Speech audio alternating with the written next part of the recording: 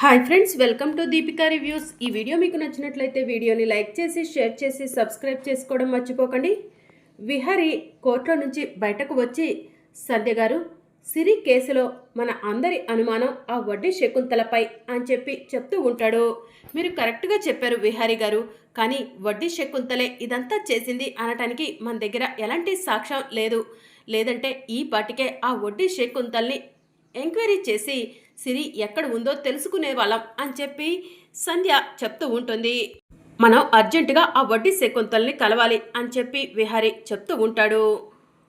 విహారీ, ఇప్పుడే కదరా బయటికి వచ్చింది, మళ్ళీ ఆ సిరి కేసు గురించి నీకెందుకురా, పోలీసులు చూసుకుంటారు కదా అని పద్మాక్షి అంటూ ఉంటుంది.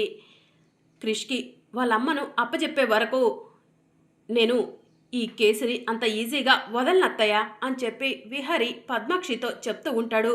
బావా, నువ్వు వెళ్ళటానికి వీల్లేదు అని సహస్ర చెప్తూ ఉంటుంది. సహస్ర, అనవసరంగా నాకు కోపం తెప్పించకు. పాపం క్రిష్ వాళ్ళమ్మ దూరమై ఎంతలా బాధపడుతున్నాడో మీ అందరికీ కూడా తెలుసు. క్రిష్ వాళ్ళమ్మ ఎక్కడ ఉన్నా వెతికి పట్టుకొని క్రిష్కి అప్పచెప్పే వరకు నేను ఖాళీగా ఉండలేవను. ప్లీజ్ దయచేసి మీరెవరూ కూడా నాకు అడ్డుపడకండి అని విహారీ చెప్తూ ఉంటాడు. అది కాదు విహారీ అని పద్మాక్షి అంటూ ఉంటే, ఆగండి, మీరెవరు ఇంకేం మాట్లాడొద్దు. క్రిష్ మీ అమ్మ ఎక్కడ ఉన్నా వెతికి తీసుకొచ్చి నీకు అప్పచెప్తాను అని విహారీ అంటూ ఉంటాడు. థ్యాంక్ యూ బ్యాట్మ్యాన్ అని క్రిష్ చెప్తూ ఉంటాడు. సంధ్య గారు, పదండి, మనం ఇప్పుడే ఆ వడ్డీ శకుంతల దగ్గరికి వెళ్దాం అని విహారీ చెప్తూ ఉంటాడు. సరే విహారీ గారు అని సంధ్య చెప్తూ ఉంటుంది. ఇక విహారీ సంధ్య ఇద్దరూ కలిసి వడ్డీ శకుంతల దగ్గరికి వెళ్తూ ఉంటారు. ఇక అదే సమయంలో అంబిక కంగారు పడుతూ ఉంటుంది. ఇప్పుడు సుభాష్ ఆ వడ్డీ శకుంతలతో మాట్లాడటానికి వెళ్ళాడు కదా, అక్కడ సుభాష్ని విహారీ చూస్తే నేను అనవసరంగా దొరికిపోతాను కదా అని అంబిక తనలో తానే అనుకుంటూ ఉంటుంది. అక్క ఇప్పుడే వస్తాను అని అంబిక పక్కకు వెళ్తుంది. సుభాష్కి ఫోన్ చేస్తూ ఉంటుంది. సుభాష్కి ఎన్నిసార్లు ఫోన్ చేసినా కూడా సుభాష్ ఫోన్ కలవకపోవడంతో అంబిక కంగారు పడుతూ, ఇలా జరుగుతుందేంటి, నేను సుభాష్కి ఆ వడ్డీ శకుంతల దగ్గరికి వెళ్ళమని చెప్పాను, ఇప్పుడు విహారీ ఆ వడ్డీ శకుంతల ఇంట్లో సుభాష్ని చూసేస్తే ఇంకేమైనా ఉందా, ఈ సమయంలో సుభాష్ ఫోన్ కలవట్లేదు అని అంబిక కంగారు పడుతూ టెన్షన్ పడుతూ ఉంటుంది. ఇక మరోవైపు సుభాష్ వడ్డీ శకుంతల ఇంటికి వెళ్తాడు. సారు, ఆ విహారీకి శిక్ష పడిందా అని వడ్డీ శకుంతల సుభాష్ని అడుగుతూ ఉంటుంది. విహారీ నిర్దోషిగా బయటికి వచ్చాడు, కేవలం మీ చేతగాని తనం వల్లే అని సుభాష్ చెప్తూ ఉంటాడు. మేమేం చేశాం సారు అని వడ్డీ శకుంతల అడుగుతూ ఉంటుంది. ఆటో డ్రైవర్ని బంధించిన దగ్గర రౌడీలను కాస్త జాగ్రత్తగా ఉండమని చెప్పొచ్చు కదా, ఆ రౌడీలను కొట్టి జేడీకేడీలు ఆటో డ్రైవర్ని తీసుకొచ్చి కోర్టులో నిజం చెప్పించారు. విహారీ నిర్దోషిగా బయటికి వచ్చాడు. విహారీ ఖచ్చితంగా మిమ్మల్ని ఎవరిని కూడా వదిలిపెట్టడు అని సుభాష్ చెప్తూ ఉంటాడు. మరి ఇప్పుడు ఎట్లా సారు అని వడ్డీ శకుంతల అంటూ ఉంటుంది. మీరే ఈ నేరం చేశారు అనటానికి ఆ విహారీ దగ్గర ఎలాంటి సాక్ష్యం లేదు. సో ఆ విహారీ మీకు వార్నింగ్ ఇస్తాడు, అంతకు మించి ఏం చేయలేవుడు. కానీ ఎట్టి పరిస్థితిలో మా పేర్లు కానీ మీ పేర్లు కానీ బయటికి రాకూడదు, జాగ్రత్త పడండి అని సుభాష్ వడ్డీ శకుంతలకు వార్నింగ్ ఇస్తూ ఉంటాడు. సరే సారు, ఆ విహారికి ఎలాంటి అనుమానం రాకుండా నేను చూసుకుంటాను అని వడ్డీ శకుంతల చెప్తూ ఉంటుంది. అప్పుడే సుభాష్ ఫోన్ రింగ్ అవుతూ ఉంటుంది. సుభాష్ ఫోన్ లిఫ్ట్ చేస్తాడు. సుభాష్ ఎక్కడున్నావు అని అంబిక అడుగుతూ ఉంటుంది. ఆ వడ్డీ శకుంతలతోనే మాట్లాడుతున్నాను అని సుభాష్ చెప్తూ ఉంటాడు. విహారీ, సిఐ సంధ్య ఇద్దరూ కూడా అక్కడికే బయలుదేరారు. వాళ్ళు అక్కడికి వచ్చేసరికి నువ్వు అక్కడ ఉండకూడదు, విహారీ నిన్ను చూస్తే లేనిపోని అనుమానాలు వస్తాయి, వెంటనే అక్కడి నుంచి బయలుదేరు సుభాష్ అని అంబిక చెప్తూ ఉంటుంది. సరే అంబిక అని సుభాష్ ఫోన్ కట్ చేస్తాడు. ఏంటి సారు, ఎందుకు అంత కంగారుగా ఉన్నారు అని వడ్డీ శకుంతల అడుగుతూ ఉంటుంది. విహారీ, సిఐ సంధ్య ఇద్దరు కూడా ఇక్కడికి వస్తున్నారంట, నేను ఇక్కడ ఉంటే ఆ విహారీకి లేనిపోని అనుమానాలు వస్తాయి, జాగ్రత్త, నా పేరు కానీ మీ పేరు కానీ బయటికి రాకుండా ఆ విహారీ దగ్గర సిఐ సంధ్య దగ్గర జాగ్రత్తగా ఉండండి అని సుభాష్ వడ్డీ శకుంతలకు చెప్పి అక్కడి నుంచి వెళ్ళిపోతాడు. ఇక అప్పుడే విహారీ కారు వచ్చి వడ్డీ శకుంతల ఇంటి ముందు ఆగుతుంది. ఇక విహారీ డోర్ ఓపెన్ చేసేసరికి వడ్డీ శకుంతల తన మనుషులు ఉంటారు. ఏంటి సారు ఇలా వచ్చారు అని వడ్డీ శకుంతల విహారీని అడుగుతూ ఉంటుంది. సిరిని ఎక్కడ దాచిపెట్టావు అని విహారీ అడుగుతూ ఉంటాడు. అదేంటి సారు అలా అడుగుతున్నారు? ఆ సిరి ఆటో యాక్సిడెంట్లో చనిపోయింది కదా అని చెప్పి వడ్డే శకుంతల అంటుంది. ఆటో డ్రైవర్ని నీ మనుషులే బంధించారు. ఆ విషయం మాకు కన్ఫామ్గా తెలుసు వడ్డీ శకుంతల. ఆటో డ్రైవర్ వివరంగా చెప్పాడు. సిరి ఆటో డ్రైవర్ ఇద్దరూ కూడా ఆటోలో నుంచి దూకేశారని. మర్యాదగా చెప్తావా లేదా అని విహారీ వడ్డీ శకుంతల్ని అడుగుతూ ఉంటాడు. ఏంది మేడం ఈసారికి చెప్తుంటే అర్థం కావట్లేదు. ఆ సిరి పైన కోపం ఉంది, కానీ చంపేంత కోపం లేదు మేడం. ఆ సిరికి నాకు ఎలాంటి సంబంధం లేదు, అర్థం చేసుకోమనండి మేడం అని చెప్పి వడ్డీ శకుంతల సిఐ సంధ్యతో చెప్తూ ఉంటుంది. సంధ్య గారు, ఈవిడను మంచిగా అడిగితే సమాధానం చెప్పేలా లేదు. ఈవిడ అంతు తేల్చైనా సరే నిజమేంటో కక్కిస్తాను అని విహారీ కోపంగా వడ్డీ శకుంతల దగ్గరికి వెళ్తూ ఉంటే, విహారీ గారు ఆవేశపడకండి, ఈ వడ్డీ శకుంతలతో నిజం ఎలా కక్కించాలో నాకు తెలుసు అని చెప్పి సిఐ సంధ్య చెప్తూ ఉంటుంది. చూడండి, మంచిగా చెప్తున్నాను, సిరి ఎక్కడ ఉందో తీసుకొచ్చి మాకు అప్పచెప్పండి, లేదంటే ఏదో ఒక సాక్ష్యం తప్పకుండా దొరుకుతుంది. ఆ సాక్ష్యం సహాయంతో మిమ్మల్ని ఉరికంబం ఎక్కిస్తాను, బాగా ఆలోచించుకోండి అని సిఐ సంధ్య వడ్డీ శకుంతలకు వార్నింగ్ ఇస్తుంది. విహారీ గారు, నిజమేంటో తనే రేపు బయట పెడుతుంది, లేదంటే మన ఇన్వెస్టిగేషన్లో మనం తెలుసుకుందాం, పదండి వెళ్దాం అని చెప్పి సంధ్య విహారిని తీసుకొని వెళ్తూ ఉంటుంది. ఇక మరోవైపు హాస్పిటల్లో డాక్టర్లు ఒక అమ్మాయి మొహానికి కట్టి ఉంచుతారు. ఆ అమ్మాయి స్పృహలోకి వచ్చి ఎవరైనా ఉన్నారా అని అడుగుతూ ఉంటుంది.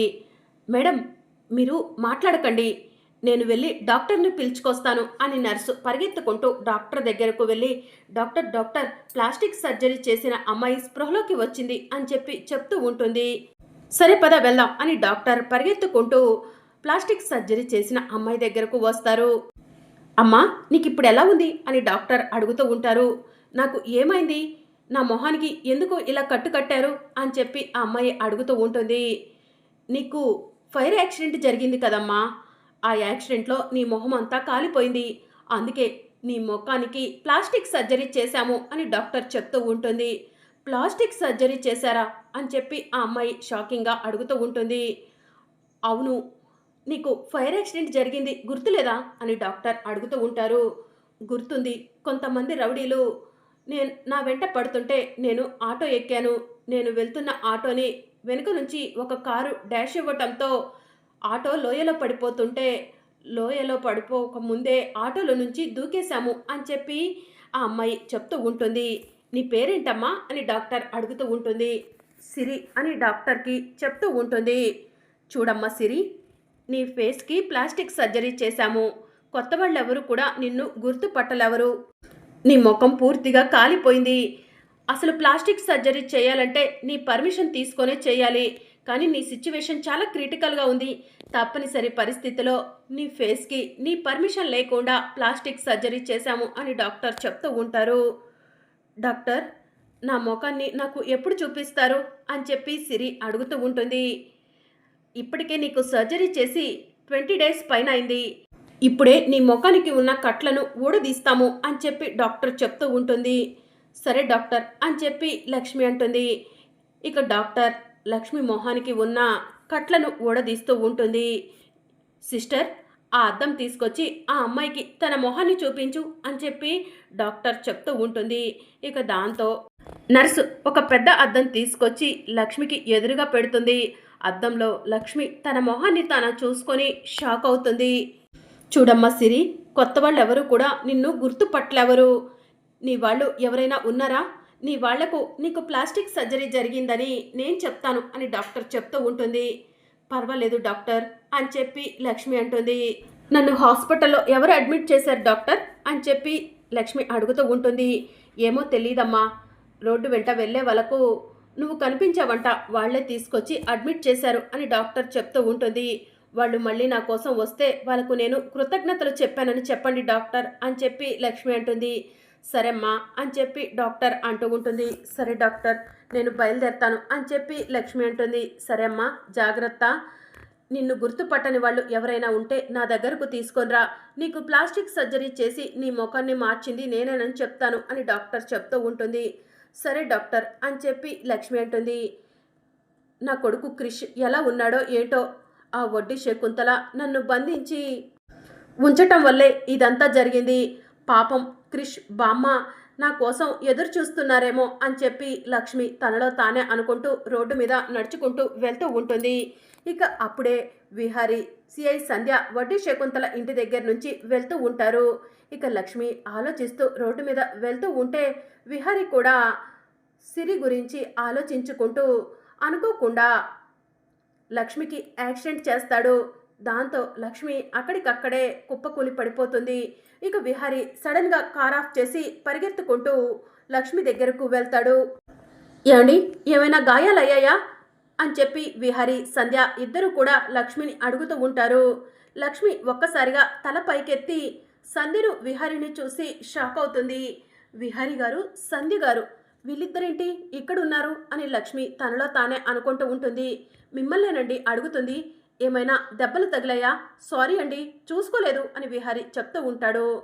పర్వాలేదండి, ఏమీ దెబ్బలు తగలలేదులే అని చెప్పి లక్ష్మి అంటూ ఉంటుంది. విహారి గారు, ఈ వాయిస్ ఎక్కడో విన్నట్టుంది కదా అని చెప్పి సిఐ సంధ్య అంటూ ఉంటుంది. అవును సంధ్య, నాకు కూడా వాయిస్ ఎక్కడో విన్నట్టు అనిపిస్తుంది అని విహారి చెప్తూ ఉంటాడు. ఎక్కడైనా దెబ్బలు తగిలితే చెప్పండి, నేను హాస్పిటల్కు తీసుకెళ్తాను అని విహారి చెప్తూ ఉంటాడు. లేదండి, ఎలాంటి దెబ్బలు తగలలేదు అని లక్ష్మి చెప్తూ ఉంటుంది. మీరు ఏం ఆలోచించుకుంటూ రోడ్డు దాటుతున్నారు? వెనుక ముందు ఏమైనా వస్తున్నాయేమో చూసుకోవాల్సిన అవసరం లేదా? మీ వాళ్ళెవరు చెప్పండి, మేము డ్రాప్ చేస్తాం అని సిఐ సంధ్య అడుగుతూ ఉంటుంది. నాకు ఎవరు లేరు అని చెప్పి లక్ష్మి అంటుంది. ఎవరు లేరా అని విహారి అంటాడు. అవును, ఎవరు లేరు అని చెప్పి లక్ష్మి చెప్తూ ఉంటుంది. సరే అండి, నేను వెళ్తాను అని లక్ష్మి వెళ్తూ ఉండగా, అయ్యో మీ చేతికి దెబ్బ తగిలిందండి, రక్తం వస్తుంది అని విహారి చెప్తూ ఉంటాడు. పర్వాలేదండి, చిన్న గాయమే అని చెప్పి లక్ష్మి అంటుంది. రండండి, హాస్పిటల్కి తీసుకెళ్తాను అని విహారి అంటూ ఉంటే, అవసరం లేదండి, చిన్న గాయమే అని లక్ష్మి చెప్తూ ఉంటుంది.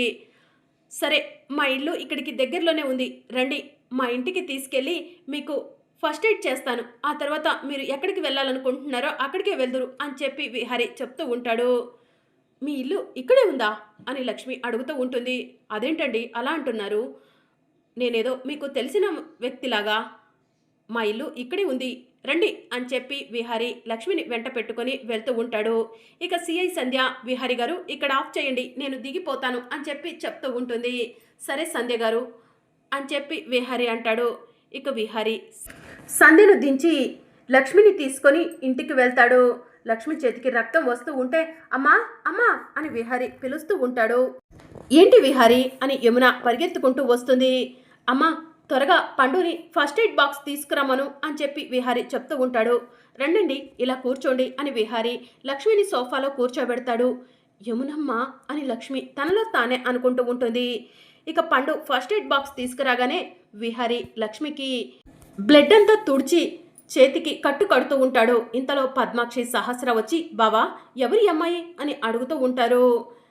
ఎవరో రోడ్డు మీద నడుచుకుంటూ వెళ్తుంటే నేనే చూసుకోకుండా డాష్ ఇచ్చాను సహస్ర, రక్తం కారుతుందని ఇంటికి తీసుకొచ్చి ఫస్ట్ ఎయిడ్ చేస్తున్నాను అని విహారి చెప్తూ ఉంటాడు. యమునమ్మ, సహస్రమ్మ, పద్మాక్షి అమ్మ అందరూ ఇక్కడే ఉన్నారు. అంటే విహారి గారు హైదరాబాద్ నుంచి వైజాగ్ వచ్చేసారా అని లక్ష్మి తనలో తానే అనుకుంటూ ఉంటుంది. నా మొహానికి ప్లాస్టిక్ సర్జరీ జరిగింది కాబట్టి నన్ను ఎవరూ గుర్తుపట్టలేదు అని లక్ష్మి తనలో తానే అనుకుంటూ ఉంటుంది. మరి అప్కమింగ్ ఎపిసోడ్లో ఏం జరగనుందో తెలుసుకోవాలనుకుంటున్నారా? అయితే ఛానల్ను సబ్స్క్రైబ్ చేసుకోండి.